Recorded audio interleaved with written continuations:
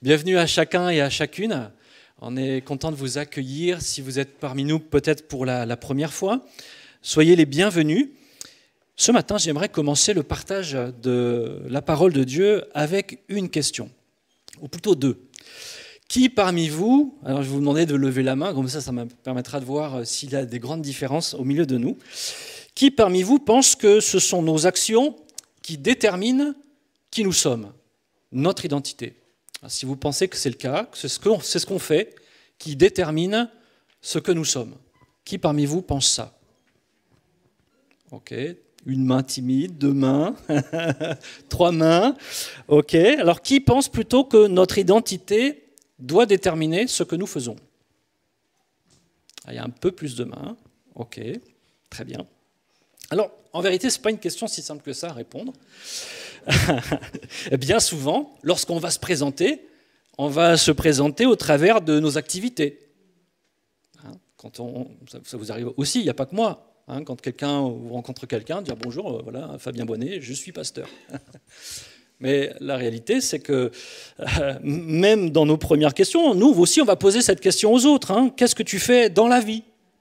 Parce qu'effectivement, dans nos raisonnements, on a cette tendance à croire, à penser que c'est ce que nous faisons qui influence fortement ce que nous sommes.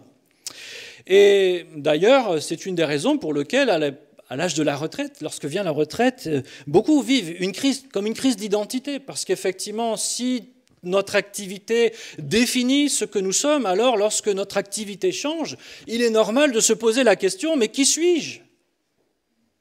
Non ? Il n'y a que moi qui raisonne comme ça. On a tendance souvent à confondre l'identité avec les caractéristiques et les fonctions. Ce sont des choses qui sont en soi différentes. L'identité, elle est d'abord liée à votre naissance, à votre nom, à votre personnalité. Et tout cela trouve sa source dans nos origines, en fonction de qui vous êtes en termes de famille, de naissance, ça ne sera pas la même chose de la personne qui est en face de vous, parce qu'il ne vient pas de la même famille, ne porte pas le même nom, il n'a pas le même héritage. Nos origines nous donnent accès à un héritage, à des caractéristiques physiques, sociales, intellectuelles, financières. On reçoit plein de choses de notre naissance. Et selon notre identité, nos caractéristiques, nous poursuivons certaines fonctions, en fonction de qui nous sommes. Parfois, ce que je crois à propos de mon identité va influencer fortement ce que je vais faire aussi. Dans le sens où parfois, je peux être convaincu que je ne suis pas capable de faire quelque chose. Ça vous est arrivé, ça ? Je ne suis pas capable de faire quelque chose, je ne suis pas, donc je ne fais pas. Je ne sais pas si vous avez déjà entendu cette histoire de l'aigle qui se prenait pour une poule. Un jour, c'est l'histoire d'un jeune homme qui il va se promener dans les montagnes et puis il va trouver un œuf. Et l'œuf est intact et donc il le prend avec lui puisqu'il est un peu isolé, cet œuf. Il a peur que quelqu'un finisse par le prendre et le manger ou qu'il soit détruit. Donc il va prendre l'œuf et puis il va aller le placer bien sagement dans son poulailler, espérant qu'une poule puisse le couver. Et puis là, quelques semaines passent, et puis là, c'est un aigle qui sort de l'œuf. Mais l'aigle, lui, il a toujours grandi avec des poules, donc il est convaincu qu'il est une poule, même si parfois il remue un peu des ailes, mais il gratte la terre comme les autres, il picore les vers comme les autres, parce que c'est là où il a grandi et c'est ce qu'il connaît. Mais un jour, il voit un aigle dans le ciel, et puis il se dit « Ah, comme j'aimerais, moi, voler comme ça !» Et puis là, les poules autour de lui, ils disent « Mais t'es fou, t'es qu'une poule, arrête de rêver, t'es fait pour gratter la terre et manger des vers, et puis un point, c'est tout. » La morale de cette histoire, elle est là, c'est que parfois, on a certaines considérations à propos de qui nous sommes, et donc cela détermine aussi nos actions. Parfois, on va être confus vis-à-vis de notre identité, parce qu'il peut aussi nous manquer des éléments. Ce n'est pas pour rien que, par exemple, les enfants adoptés ont parfois des problèmes liés à leur identité, parce qu'ils ont besoin de connaître leurs origines. Pourquoi ? Parce que notre identité est fondamentalement ancrée dans notre naissance, dans notre filiation. Ou alors parfois on est confus face à notre identité justement parce qu'on ne cherche pas la source de notre identité au bon endroit, mais souvent face à d'autres choses comme notre activité et ce que l'on peut faire. Vous savez comme moi, parce que je pense que vous suivez comme moi les informations, même si j'essaye de ne pas trop le faire parce que des fois ça nous met le moral à zéro. Mais vous savez comme moi qu'aujourd'hui, plus que jamais, la question de l'identité est au cœur de tous les débats. Et je crois qu'il est pour nous, en tout cas chrétiens, primordial, fondamental, de savoir qui nous sommes en tant que chrétiens. Je ne parle pas seulement en tant que personne, mais aussi en tant que chrétiens. Quelle est notre identité ? Et non, mon identité, ce n'est pas mes actions, ce n'est pas non plus seulement mes caractéristiques. Mon identité n'est pas non plus le fruit de mes préférences, mon look ou mes orientations, etc. La parole de Dieu, elle nous dit que notre identité, elle est ancrée dans notre filiation. D'ailleurs, c'est pour ça que la parole de Dieu, notamment dans la culture juive, la question de la généalogie, elle est aussi importante. Pourquoi la parole de Dieu contient autant de généalogie ? Parce que la généalogie vient nous dire qui nous sommes, d'où nous venons, quelles sont nos origines. Et au travers de nos origines, quels sont nos héritages ? Ce sont des choses, des valeurs que nous avons oubliées dans notre société moderne, où nous nous sommes centrés sur l'individu et nous nous sommes coupés de nos racines, de nos familles, du groupe auquel nous appartenons. Mais on voit bien dans les Écritures combien ces valeurs sont fondamentales dans le fonctionnement de la société du peuple d'Israël, par exemple. Et ça l'est toujours.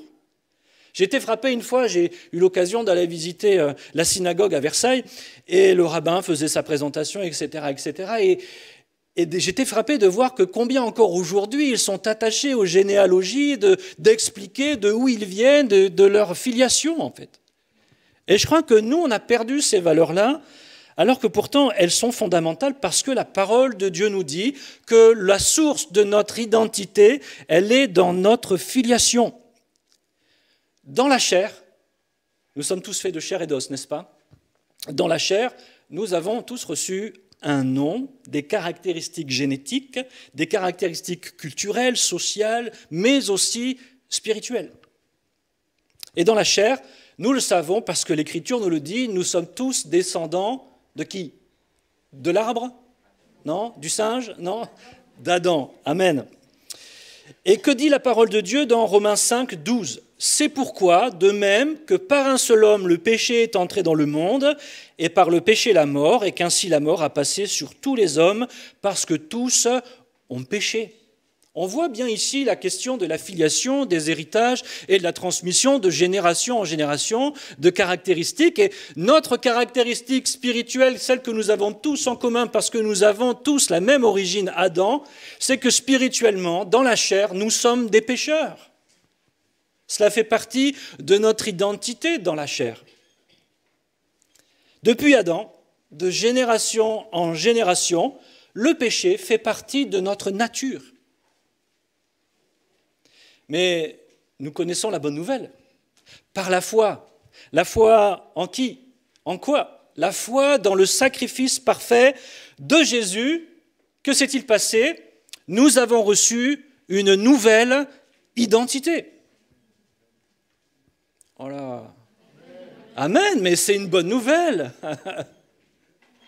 C'est une bonne nouvelle. Nous avons reçu une nouvelle identité. Et avec celle-là, de nouvelles caractéristiques, de nouveaux attributs, un nouvel héritage, de nouvelles fonctions. Tout découle de notre identité, en réalité. Nous sommes nés de nouveau. C'est ce que dit la parole de Dieu. Nous avons vécu une nouvelle naissance. Le choix des mots est fondamental, est important, parce que tout vient de la filiation. Dans la chair, nous sommes nés, mais dans l'esprit, nous sommes nés de nouveau. Et c'est dans l'esprit que nous avons reçu cette nouvelle identité, cette nouvelle filiation, qui nous donne de nouveaux attributs, de nouvelles capacités, de nouvelles fonctions, une nouvelle identité. Amen.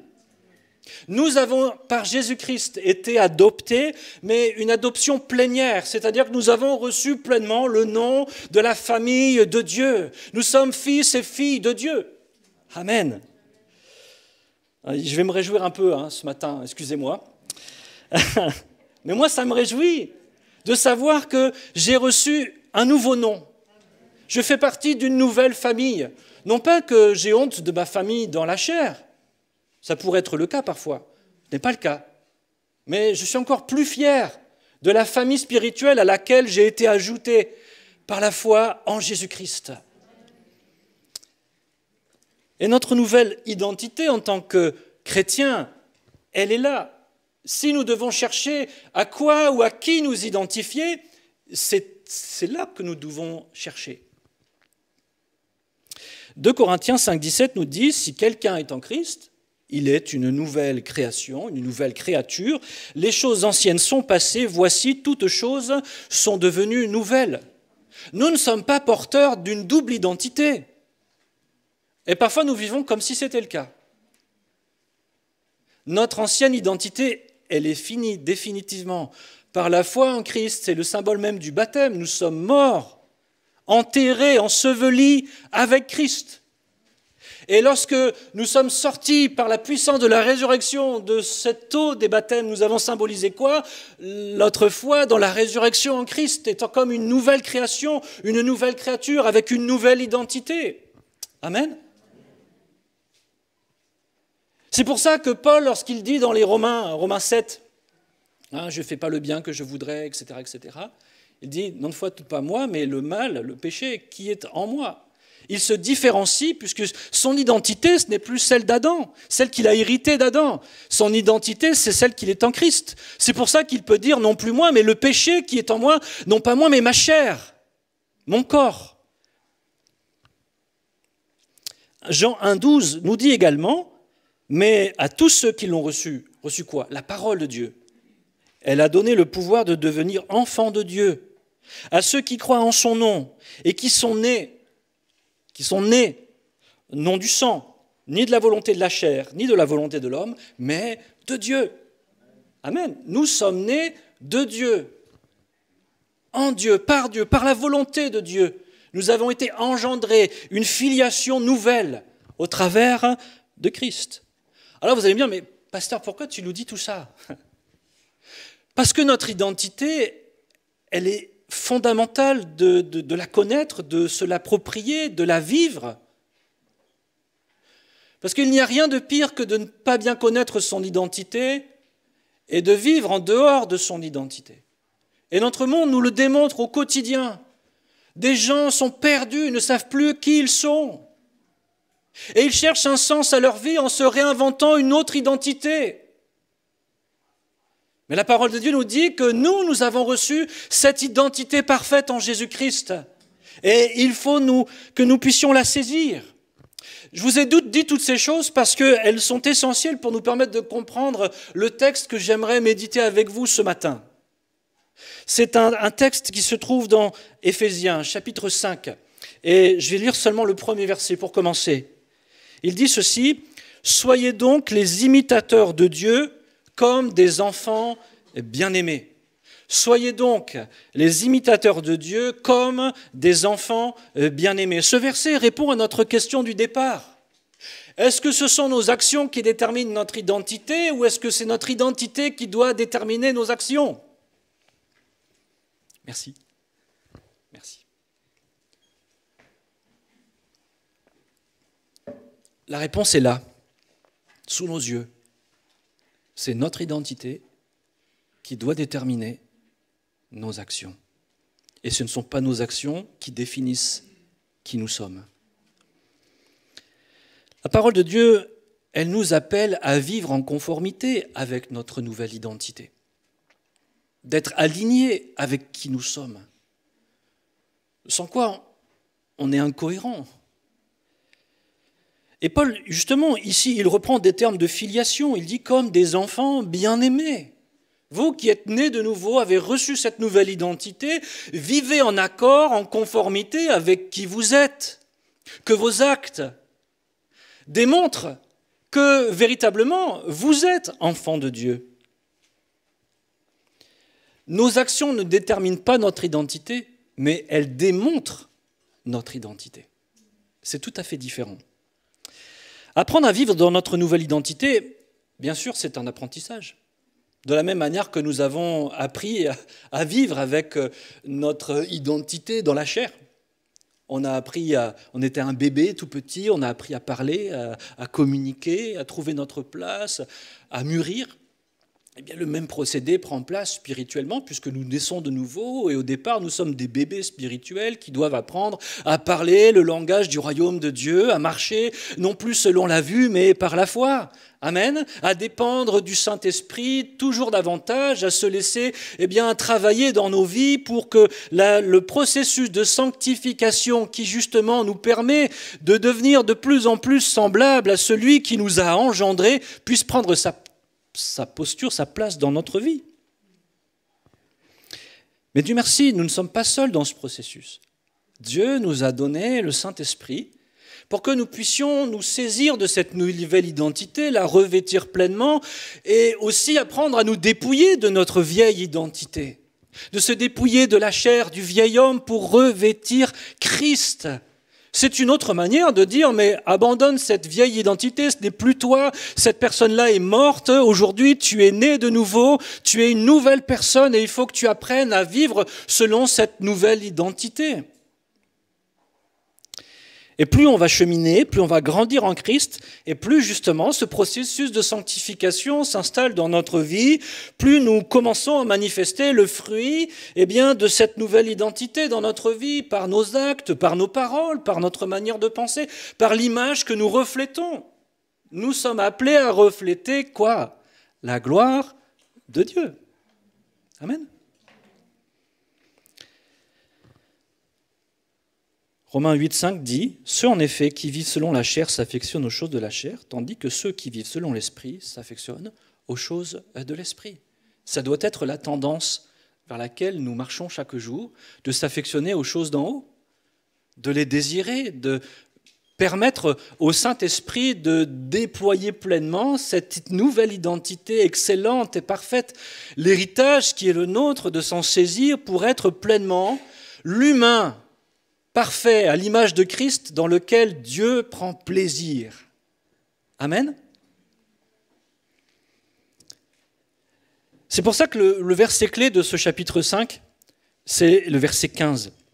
Ce verset 15 dit ceci, « Veillez donc avec soin sur votre conduite, non comme des fous, mais comme des sages. » Paul, en fait, il lance un appel à être différent. Il dit, mais voilà, vous êtes des enfants de Dieu maintenant. Votre nouvelle filiation, c'est celle-là. Et de cette filiation découle cette identité. Et parce que vous avez reçu cette identité, ça doit se voir dans votre attitude, dans votre comportement, dans qui vous êtes. Parce que la source de vos actions, c'est votre identité. Et donc il dit, veillez avec soin sur votre conduite. Parce que c'est la manière dont vous démontrez qui est la source de votre identité. Et je sais qu'être différent, ce n'est pas facile. Vous trouvez ça facile, vous, d'être différent? Non, c'est toujours plus facile de se mouler dans le moule de tout le monde, de passer inaperçu. Alors ça, c'est ma stratégie d'introverti. On se met dans la masse, on passe inaperçu. Jésus, lui, il a été remis constamment en question par rapport à son identité. Toute sa vie sur terre, il a été remis en question par rapport à son identité. Dans le désert, on sait ce que le diable est venu lui dire. Si vraiment tu es le Fils de Dieu, prouve-le. Les pharisiens et tous ceux qui se sont adressés à lui par la suite et défiés en tant que... on ne veut pas croire que tu es le Messie, on ne veut pas croire que tu es le Fils de Dieu. Et si Jésus a été éprouvé dans son identité, remis en question, dévalorisé, il ne faut pas nous attendre à ce que le monde nous accueille à bras grands ouverts et nous dise « Bienvenue les chrétiens, on est tellement contents de vous avoir parmi nous ». Non, ce n'est pas comme ça que ça va fonctionner.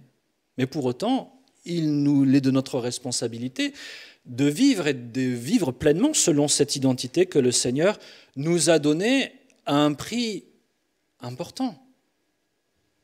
Si nous avons cette nouvelle identité, c'est parce que Dieu a donné ce qu'il avait de plus cher, la vie de son Fils Jésus-Christ.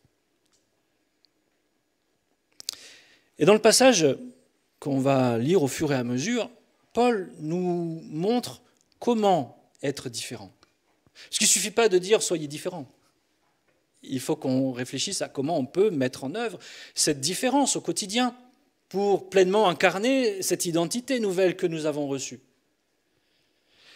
Et il commence par dire, au verset 7, « N'ayez donc aucune part avec eux. Autrefois, en effet, vous étiez ténèbres, mais maintenant vous êtes lumière dans le Seigneur.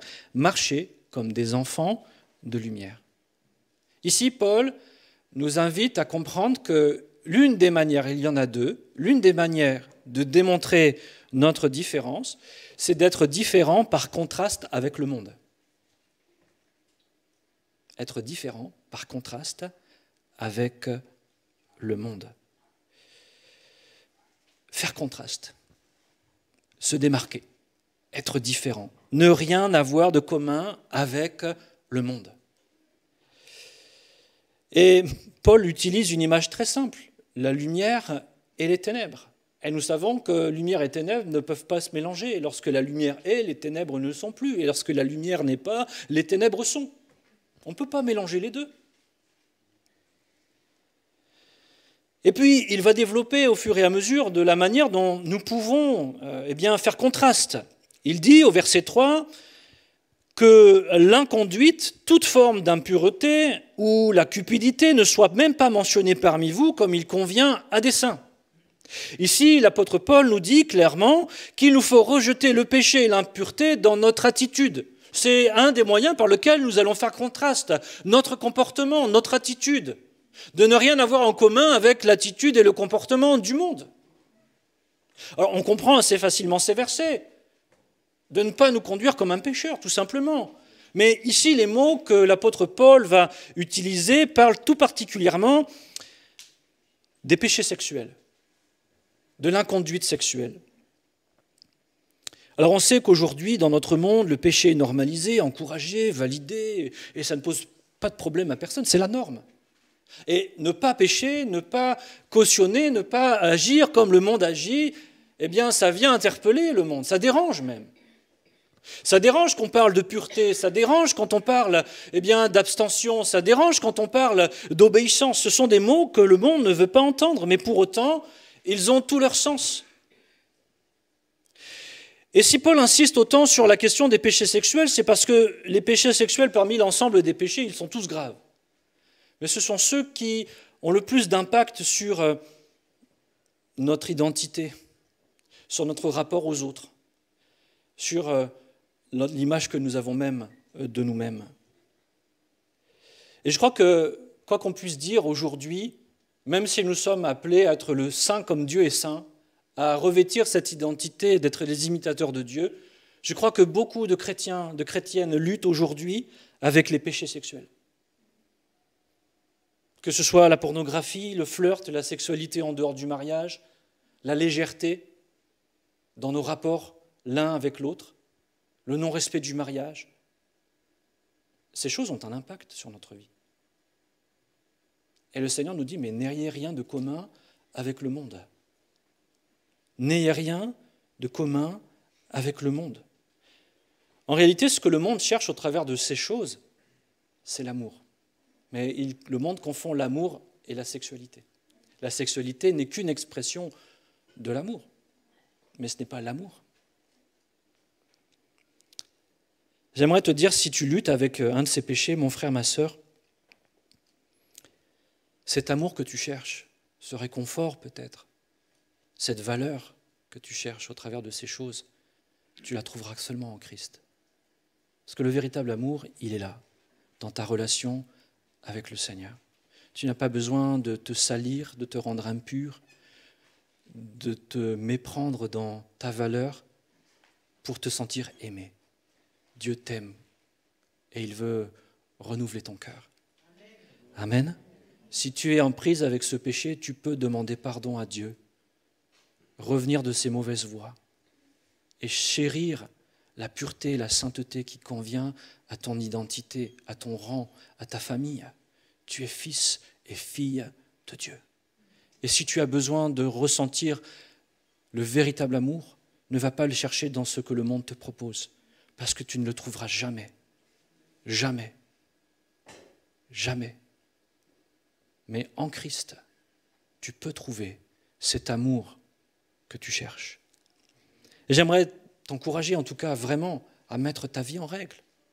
Vis en règle selon ta nouvelle identité. Ne laisse pas le compromis gagner ton cœur et ta vie et t'empêcher de t'épanouir dans l'identité que Dieu t'a donnée. Et je crois qu'en cherchant à fuir ces choses, nous montrons au monde ce qu'est le véritable amour, ce qu'est une sexualité pure, ce qu'est le respect dans nos relations mutuelles.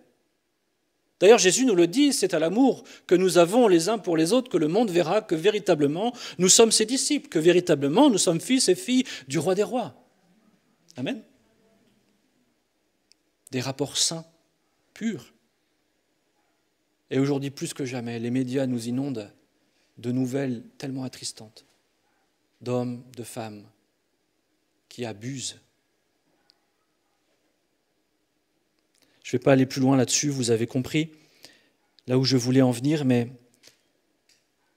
vivons conformément à ce que le Seigneur veut que nous vivions. Il est ensuite question, au verset 4, de rejeter le péché de mes paroles. Paul nous parle de veiller sur notre cœur. Pourquoi ? Parce que c'est de l'abondance du cœur que la bouche parle, n'est-ce pas ? Il dit au verset 4, « Pas de grossièreté, pas de propos insensés, pas de bouffonnerie, cela est malséant, mais plutôt des actions de grâce. » Alors, la manière dont je parle, elle compte. Ce qui sort de ma bouche, ça compte. Je sais qu'aujourd'hui, on a pléthore de paroles partout. Les réseaux sociaux, les médias, Internet sont la mémoire de toutes les paroles qui sont prononcées. Et nous savons bien que toutes les paroles ne se valent pas. Mais ici, Paul nous invite à réfléchir à ce qui abonde dans mon cœur. Qu'est-ce qui sort de ma bouche ? Mon cœur doit être alimenté par Christ et non pas par la pensée du monde. Alors je sais que voilà, aujourd'hui, sous le coup de l'humour, on dit toutes sortes de choses. Parfois même on va très loin, au point d'être blessant, d'être insultant, d'être méprisant. Dernière fois, la semaine dernière, on revenait de la région parisienne, et puis je commençais un peu fatigué, tout ça, donc on met la radio. Je ne captais pas grand-chose sur l'autoroute, et puis je capte rire et chanson. Je me suis dit, peut-être on va rigoler un peu. Non, je n'ai pas rigolé en fait. Je n'ai pas rigolé parce que c'était que des insanités, des propos grossiers, des choses impures. Je crois que Dieu n'est pas contre l'humour. Dieu n'est pas contre l'humour, mais un bon humour, c'est celui qui, je pense, va rire de soi plutôt que de rire des autres. Je crois que parmi nous, il est question de propos grossiers. Vous savez, parfois, je sais qu'on a tous un passé. On a tous grandi différemment. Et parfois, dans notre éducation, c'était normal d'avoir certains mots grossiers, certaines choses. Et aujourd'hui, c'est pareil. Dans la société, c'est OK, c'est même normal. C'est même bizarre si vous ne dites pas de grossièreté, en fait. Mais je crois qu'en tant qu'enfant de Dieu, on doit veiller à ce qui sort de notre bouche. Pas de mots grossiers, pas d'insultes. Alors je sais que ça paraît un peu hors du temps de dire des choses comme ça. Mais la question de notre identité, elle n'est pas liée à une époque. Elle est liée à la réalité du royaume de Dieu. Et moi, j'ai envie de ressembler à mon Père. Amen. Et mon Père, il n'a pas de propos inconvenants. Lorsqu'il parle de moi, même combien il serait en colère, jamais il va m'insulter de tous les noms. Jamais il va être méprisant. Jamais il va m'humilier ou se moquer de moi. Jamais. Et nous devons être vigilants, nous aussi, à ce que ce qui abonde dans notre cœur alimente notre bouche dans un bon sens. Alors, c'est facile à dire, c'est plus difficile à vivre. Moi, je suis un tempérament taquin, j'aime bien taquiner. C'est ma manière de relationner avec les gens.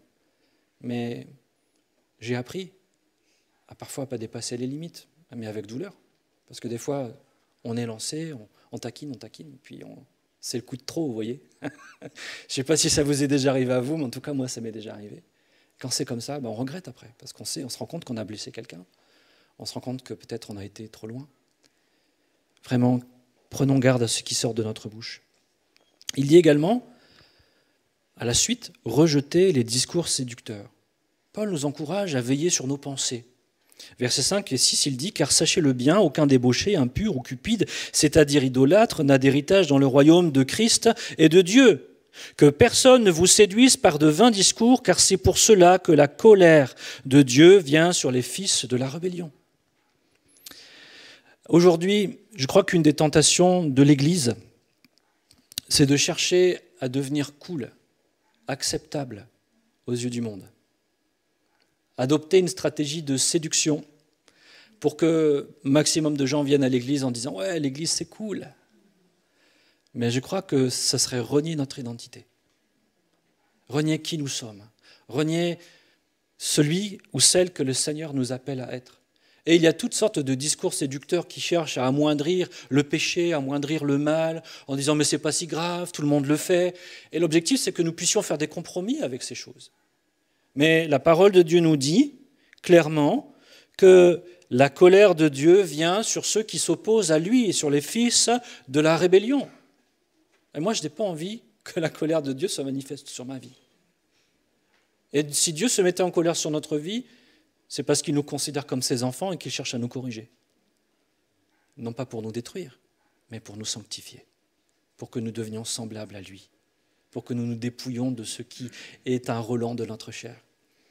Ne nous laissons pas séduire par les discours séducteurs de ce monde. Et de plus en plus, il y a une pression sur l'Église de renier son identité. Je ne sais plus qui me disait ça, mais dernièrement, j'entendais qu'une certaine mouvance de la chrétienté ne s'appelait même plus Église, s'appelait communauté. C'est terrible. Pour être accepté par le monde, certains sont prêts à renier ce que dit la parole de Dieu, à renier les valeurs du royaume de Dieu, à renier ce qui est important, ce qui est juste, ce qui est droit et ce qui est parfait. Ne soyons pas de cela, mais bien-aimés. Et plus ça va aller, plus ça sera comme ça. Plus ça va aller, plus ça sera la culture du mélange. La culture de tout le monde a raison, tout le monde il est beau, tout le monde il est gentil, et tu n'as surtout pas le droit de dire les choses. Mais ce n'est pas ce que nous demande la parole de Dieu. Au contraire, et je viens à ce point qui est peut-être celui que nous n'aimons pas, ou le moins en tout cas, versets 11 à 13, où Paul nous encourage à dénoncer les œuvres des ténèbres. Être en contraste avec le monde, c'est non seulement veiller sur mon cœur, sur mes pensées, sur mes actions, mais c'est aussi savoir ouvrir ma bouche pour dire ça, ce n'est pas bien. Et on a perdu l'habitude de faire ça. Je pense que nous, en tant qu'Église, je parle au sens large, l'Église de Jésus-Christ a trop fermé sa bouche depuis un certain temps, face aux écarts de notre société, face aux dérives. Dernièrement, on en a eu l'illustration et j'ai, d'une certaine manière, été content que quelqu'un ose, au nom des chrétiens, dire quelque chose. Cette fameuse cérémonie des Jeux Olympiques. On a le droit de dire des choses. On n'est pas obligé de tout accepter. Le verset 11 nous dit « Et n'ayez rien de commun avec les œuvres stériles des ténèbres, mais plutôt dénoncez-les. » Pourquoi ? En effet, ce que ces gens font en secret, il est honteux même d'en parler, mais tout cela, une fois dénoncé, apparaît à la lumière, et tout ce qui apparaît est lumière. Mettre les choses à la lumière. Après, chacun décide de ce qu'il fait, de ce qu'il voit à la lumière. Mais au moins les choses sont dites. Alors je sais, ce n'est pas simple, ce n'est pas facile, mais je crois qu'en tant que chrétiens, nous devons dénoncer le mal.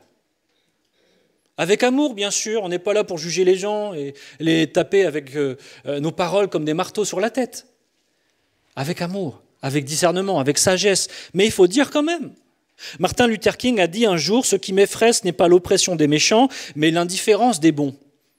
Ça nous parle de ça, en fait. C'est de savoir, parfois, prendre position dans nos sociétés, dans nos familles, dans notre vie au quotidien, dans nos travails, de dire « mais ça, moi, je ne suis pas d'accord ». Alors oui, il faut s'afficher, oui, on fait contraste, oui, on peut être critiqué, oui, on va se moquer de nous, oui, même on peut être persécuté à cause de cela. Mais la parole de Dieu nous appelle à être la lumière du monde, le sel de la terre. Et si nous nous taisons, alors nous sommes un sel sans saveur et une lumière mise sous le boisseau. Elle ne sert à rien. Un jour, quand j'étais encore travailleur social, éducateur, je travaillais c'était mon dernier emploi séculier. Je suis tombé dans une équipe où j'avais un chef qui ne regardait pas trop ce qui se passait. Et mes collègues avaient plutôt tendance à s'arranger avec leurs horaires, avec leurs congés. Et donc, ils avaient toujours plus de congés qu'ils avaient le droit. Et bon, tant mieux pour eux. Hein, Et un jour, j'ai juste dit, parce que mon collègue se vantait de la manière dont il avait réussi à bidouiller son truc pour avoir une tonne de congés.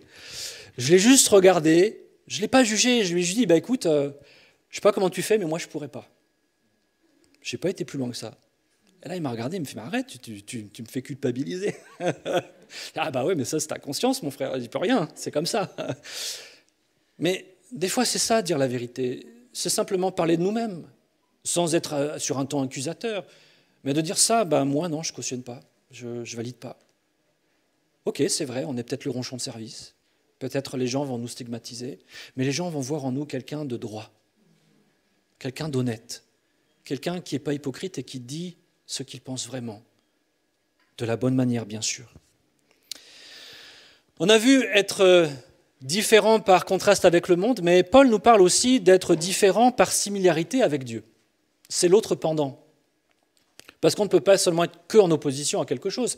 Il faut aussi chercher à être similaire à quelque chose. Et c'est ce que nous dit Paul dans ce passage. Il nous invite à chercher constamment à être semblables à notre Père, à être ses imitateurs, à être comme lui, à chercher à grandir à son image. Et c'est pour ça qu'il il nous appelle à examiner ce qui est agréable au Seigneur, de chercher à connaître ce qui plaît à Dieu pour pouvoir le mettre en pratique. Versets 9 et 10, « Car le fruit de la lumière consiste en toutes sortes de bonté, de justice et de vérité. Examinez ce qui est agréable au Seigneur. » Examinez ce qui est agréable au Seigneur.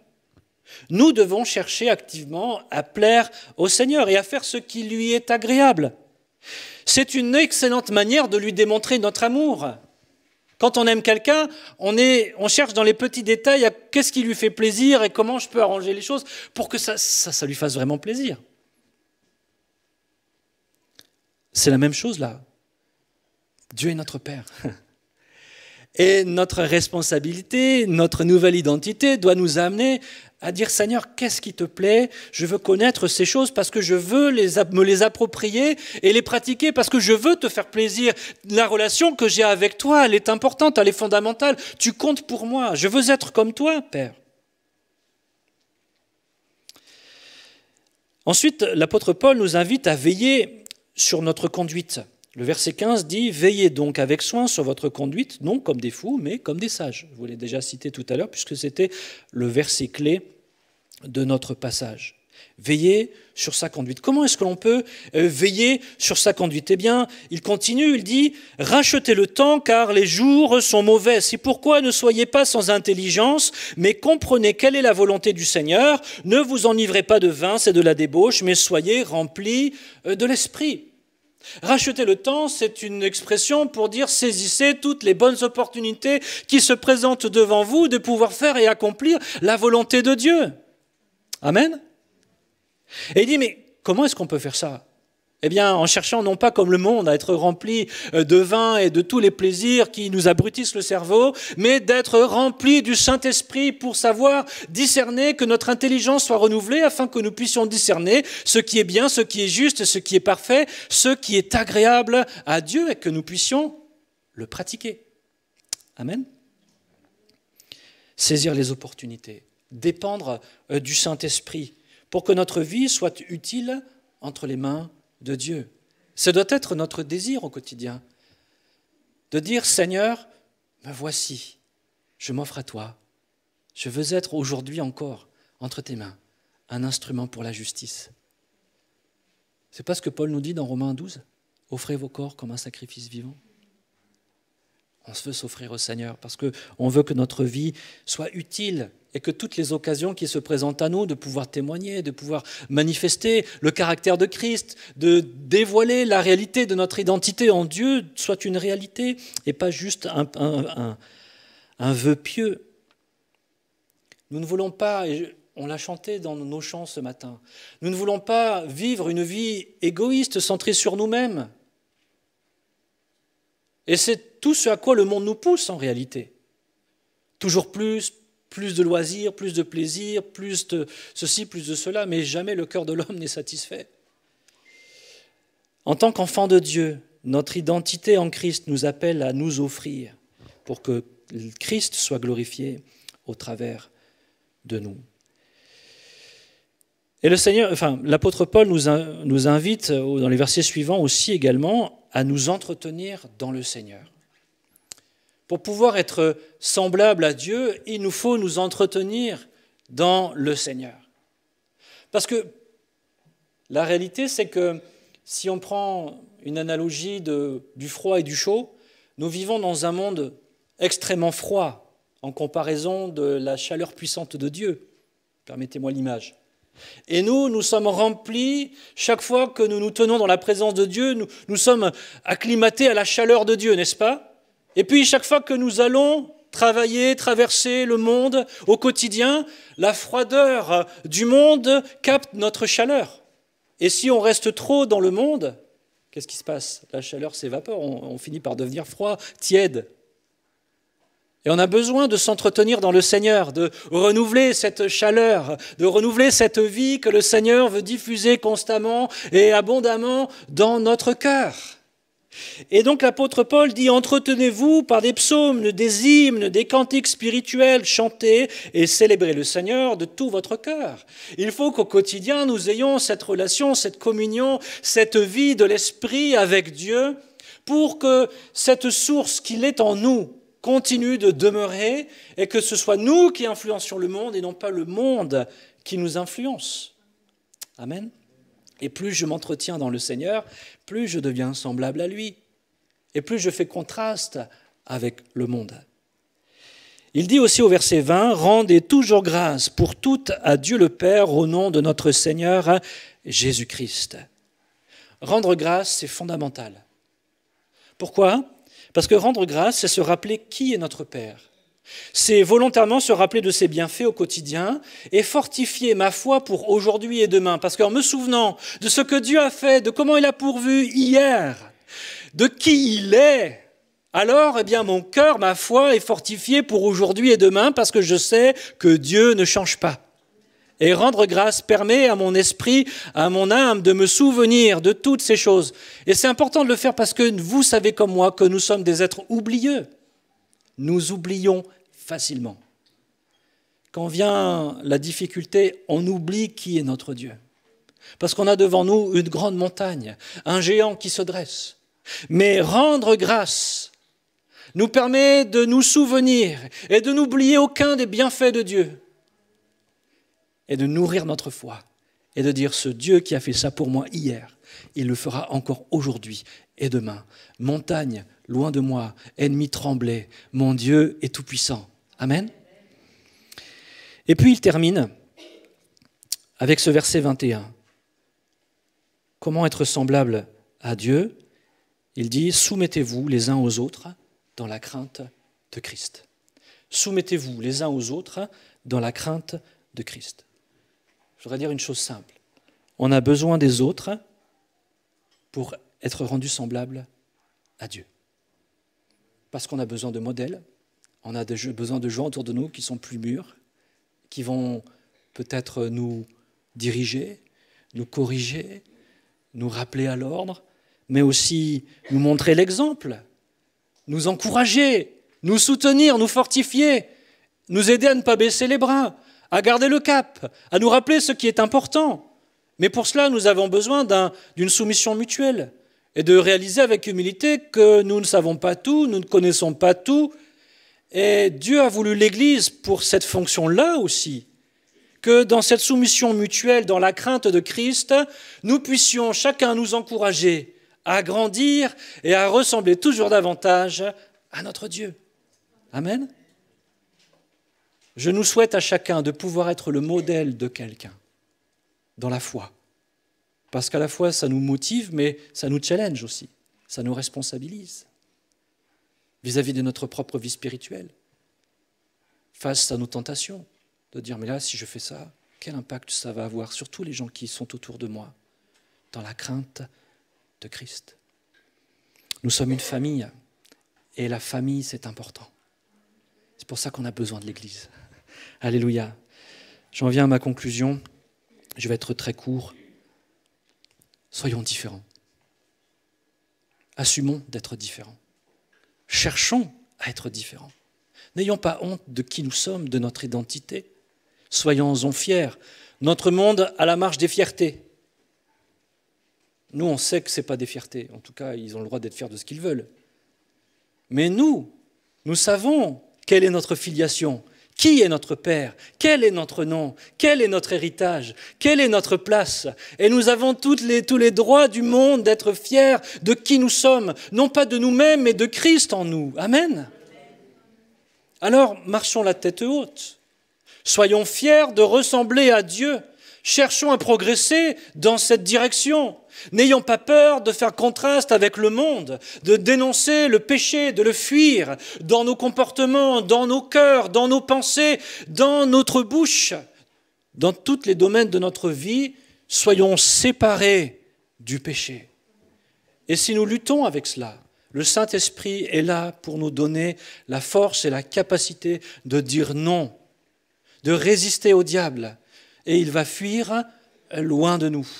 En Jésus-Christ, il n'y a plus de condamnation, ce n'est plus une fatalité, le péché. Nous pouvons vivre en nouveauté de vie parce que nous avons reçu l'Esprit de vie.